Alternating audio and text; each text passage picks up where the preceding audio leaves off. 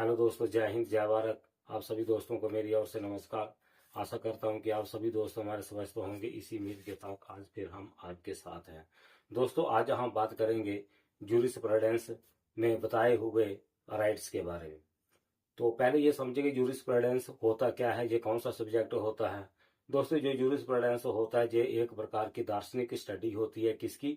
Law की, कानून की एक दार्शनिक स्टडी होती है। तो जो जूरिस्प्रूडेंस की जो शुरुआत होती है वो लैटिन भाषा के दो शब्दों से होती है, जूरिस प्लस प्रूडेंसिया। जूरिस का अर्थ होता है लॉ और प्रूडेंसिया का अर्थ होता है नॉलेज। कानून का, लॉ का नॉलेज ही क्या है कि जूरिस्प्रूडेंस कहते हैं, जिसको हम क्या कि विधि शास्त्र के नाम से भी जानते हैं। तो दोस्तों, इसमें क्या है कि कई प्रकार के जो राइट्स के बारे में बात की है, अधिकारों के बारे में बात की है, जो जोड़ियों जोड़ियों में बात की हुई है। तो दोस्तों, आज हम क्या है कि ये जो पहली बात मैं ये बताना चाहता हूं कि जो जूरिस्प्रूडेंस को आंखें कहा है, कि जूरिस्प्रूडेंस क्या है कि लॉ की आंखें हैं, वो कहा है हेरोल्ड जोसेफ लास्की ने।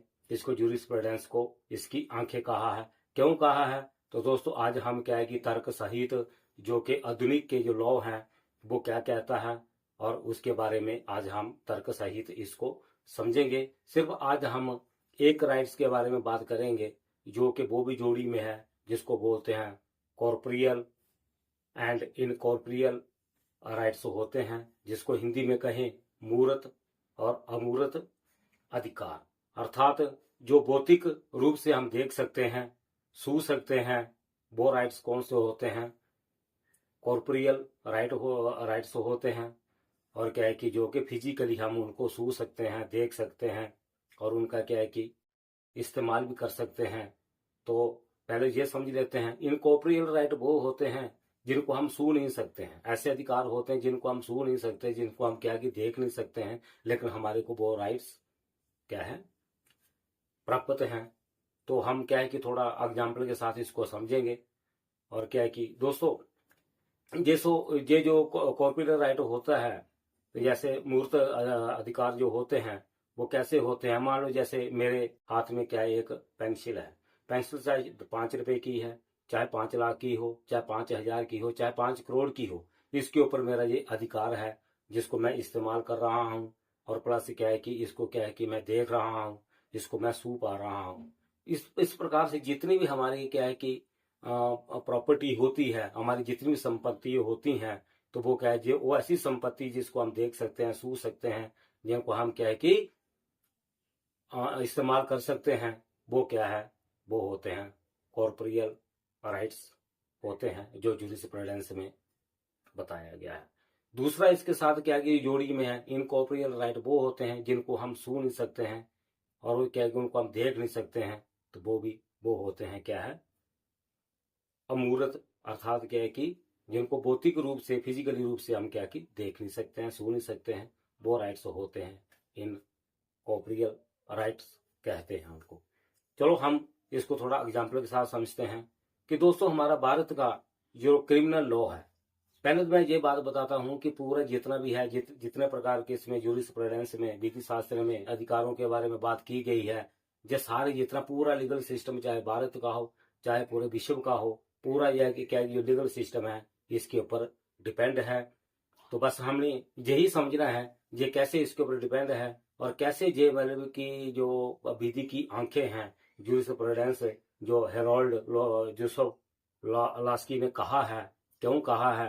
तो चलो हम अभी समझते हैं कि अर्थात के जो आधुनिक अभी के आज के जमाने में जो भी हम क्या है कि युग में लोग पढ़ रहे हैं, तो जहाँ पहले से भी जो पढ़ते आए हैं, तो क्या है कि क्या है, ये बात सत्य है कि इन्हीं अधिकारों के ऊपर ही क्या है, हमारा क्रिमिनल लॉ या सिविल लॉ डिपेंड करता है। किसी प्रकार का भी लॉ इसके ऊपर डिपेंड करता है। वो कैसे करता है?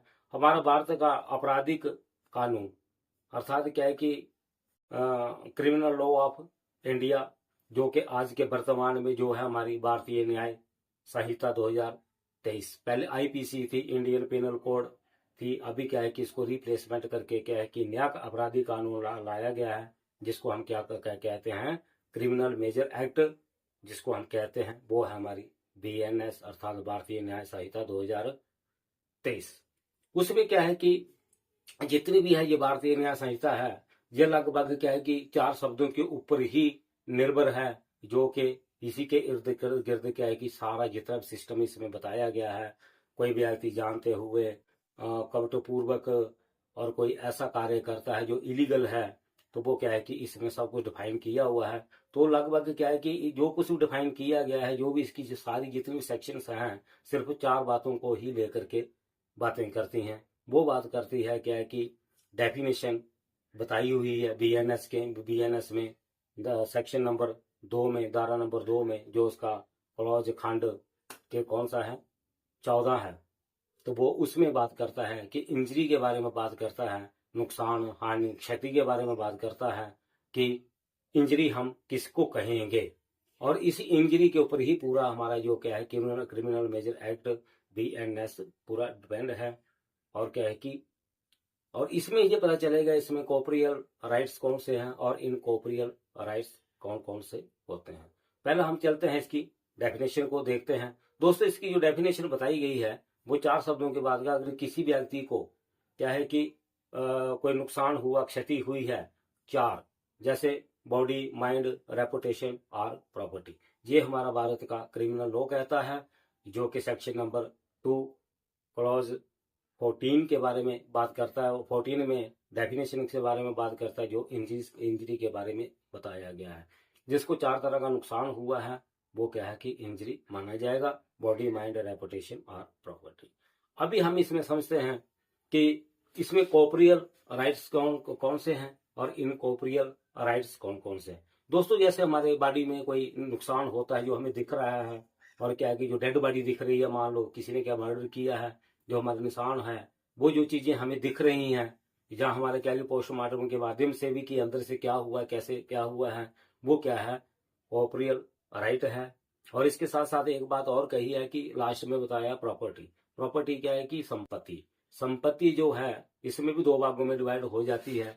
कुछ तो ऐसी संपत्ति है जिसको हम देख रहे हैं, मान लो कि आपका बाइक या मोटरसाइकिल किसी ने चुरा लिया है, आप क्या कि उसके खिलाफ क्या करते हो, एफआईआर दर्ज करवाते हो, शिकायत दर्ज करवाते हो। ऐसा मेरे साथ हुआ क्योंकि आपकी क्या है कि प्रॉपर्टी का नुकसान हुआ है, जिसको आप देख पा रहे हैं और मेरी उसको सू पा रहे हैं, उसको इस्तेमाल भी हम लोग करते हैं।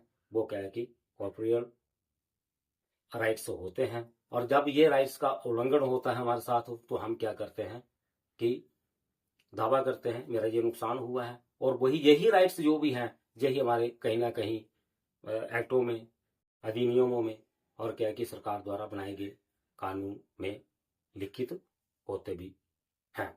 तो दोस्तों, जैसे बॉडी और जैसे प्रॉपर्टी है, इसको आप देख पा रहे हैं, जैसे मेरे हाथ में पेंसिल है, तो वो क्या है हमारे क्या है कि ये कॉर्पोरियल राइट्स हैं। और दूसरा वह है माइंड एंड रेपुटेशन। माइंड से जैसे मान लो कि कोई मानसिक क्षति हुई है, जैसे कोई जहाँ रेपुटेशन है, रेपुटेशन को हम देख तो नहीं पा रहे, ना हम देख पा रहे हैं, ना हम उनको छू पा रहे हैं, है ना। तो जहाँ को जो हमारे के माइंड से संबंधित जो हमारे इमोशंस क्या होते हैं, डिस्टर्ब होते हैं, कोई ऐसा कोई हमारे साथ नुकसान कर देता है, तो क्या होता है माइंड से संबंधित जो भी अपराध होते हैं, तो वो क्या है कि ये कौन से हो गए, इन कॉर्पोरियल राइट्स होते हैं। शायद आप इस बात को समझ पा रहे होंगे। और दूसरी बात कही है कि पूरे विश्व की जो है, जो कि United nation declaration of basic principle of justice for victims of abuse and crime of powers, अर्थात क्या है कि ये जो विभाग है जो यूएनओ का, और इसने क्या है कि 5 तरह का क्षति बताई है, जिसको 5 तरह का नुकसान हुआ होगा वो विक्टिम कहलाएगा। वो ये भी सेम ही कर रहा है, लेकिन इनके शब्दों को थोड़ा समझते हैं, कंपेयर करके पढ़ते हैं हम अपनी बीएनएस की डेफिनेशन के साथ। दोस्तों, जैसे बॉडी की बात की है, इन्होंने क्या किया, फिजिकल, किसी को फिजिकल नुकसान हुआ हो, है ना, किसी को फिजिकल नुकसान हुआ हो। और दूसरी बात इन्होंने कहा है कि माइंड का इन्होंने क्या कहा है इसमें कि मेंटल इंजरी कहा है। और तीसरा बताया है कि रेपुटेशन, अर्थात क्या इमोशनल सफरिंग जो हुआ है। और चौथा बताया इन्होंने प्रॉपर्टी का, कि अर्थात क्या इकोनॉमिक लॉस, जैसे हमारे बीएनएस में प्रॉपर्टी बताई है, इसमें क्या इकोनॉमिक लॉस बताया हुआ है। और 5वां इन्होंने एक और जोड़ा हुआ है कि substantial impairment of their fundamental rights, जब उनके क्या है कि इम्पेयरमेंट होती है या उनके अधिकारों को क्या है कि उल्लंघन होता है या उनके अधिकारों को कम किया जाता है या उन अधिकारों को नुकसान किया जाता है, ये होता है क्या है कि ये डेफिनेशन ये बताती है। अभी दोस्तों इसमें क्या किस लिए मैंने बताया कि जैसे मान लो कि फिजिकल में भी दिख रहा है तो वो भी क्या है कि कॉर्पोरेट राइट्स हो गए, और मेंटल इंजरी हुई है तो ये वो इन कॉर्पोरेट राइट्स हो गए जो हम क्या है कि उसको देख नहीं पा रहे हैं और उसको हम छू नहीं पा रहे हैं, जो मेंटल से मानसिक हमें क्षति हुई है। और दूसरी क्या बताया कि हमने क्या है कि इमोशनल सफरिंग, ये भी क्या है कि इन कॉर्पोरियल राइट है जिसको हम देख नहीं सकते हैं, छू नहीं सकते हैं। इकोनॉमिक लॉस जो है उसको हम देख सकते हैं और क्या उसको हम छू भी सकते हैं। तो क्या है कि जैसे मान लो फंडामेंटल राइट्स हो गए, फंडामेंटल राइट्स को हम देख पाते हैं क्या, हम उसको क्या है कि इस्तेमाल कर पाते हैं जरूर, लेकिन हम उसको देख नहीं पाते, हम उनको छू नहीं पाते हैं। जैसे मान लो सूचना का अधिकार है, क्या हम उसको छू पा रहे हैं, उसको हम देख पा रहे हैं नहीं, लेकिन वो राइट्स है जैसे हमारे फंडामेंटल राइट्स हैं।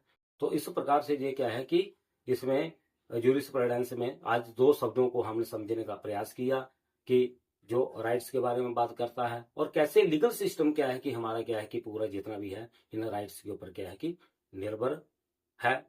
तो दोस्तों मेरा कहने का अर्थ यही था, jurisprudence is the philosophical study of law, ये एक दार्शनिक स्टडी है ज्यूरिस्प्रूडेंस, और ज्यूरिस्प्रूडेंस का जो समझ गया तो वो बहुत से कानून का मामला समझ सकता है। सीधा एक्ट में जाकर के पढ़ लेना, एक्ट की डेफिनेशन पढ़ लेना या एक्ट के अंदर क्या है कि उसकी सेक्शंस को पढ़ लेना और उसको रट्टा लगा लेना, जिससे बात बनने वाली होती नहीं है।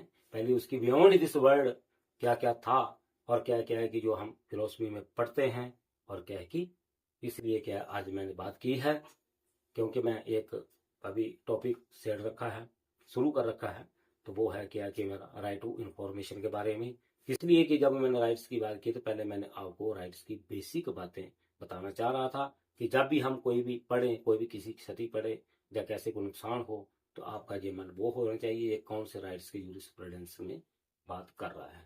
दोस्तों अगली बार फिर हम क्या है कि ज्यूरिस्प्रूडेंस का कोई जोड़ी में जो इसमें राइट्स बताए हुए हैं जैसे negative rights and positive rights के बारे में बात की हुई है, परफेक्ट एंड इम्परफेक्ट राइट्स के बारे में बात की है। 12-13 प्रकार के राइट्स हैं, अगर आप इनको समझ गए तो आप कोई भी कानून कायदा पढ़ेंगे, कोई भी लॉ पढ़ेंगे तो आपके मन में ये आ जाएगा ये कौन से राइट्स के ऊपर ये एक्ट, ये कानून निर्भर है। तो थैंक यू दोस्तों, जय हिंद, जय भारत, खुश रहें, स्वस्थ रहें, बस अपना ही हक खाएं, दूसरे का नुकसान करके ना खाएं।